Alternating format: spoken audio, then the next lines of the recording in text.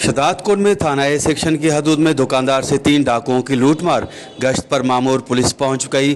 डाकुओं से मुकाबले में एक पुलिस एहलकार शहीद, 2 डाकू गिरफ्तार, एक फरार। गिरफ्तार डाकुओं के मुबैना फरार होने की कोशिश, दोबारा फायरिंग के तबादले में दोनों डाकू मौके पर हलाक।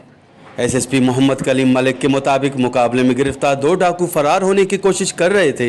पुलिस की भारी नफरी ने बगोदड़ रोड पर डाकुओं को घेर लिया। इस दौरान फायरिंग के तबादले में दोनों डाकू हलाक हो गए हैं।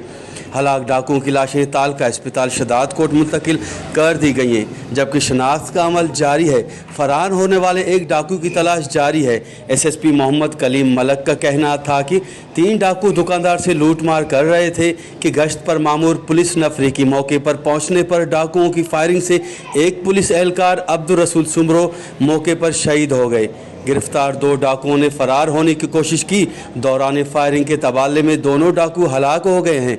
एसएसपी ने शदात कोट में मुकाबले में शहीद होने वाले पुलिस एहलकार अब्दुल रसूल सुमरो के घर पहुंचकर अहले खाना से ताज़ियत की और शहीद पुलिस एहलकार को खराज तहसीन पेश किया।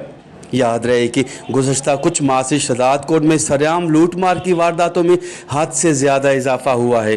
कैमरा टीम के साथ गुलाम अली ब्रावई, वश टीवी, शदात कोट।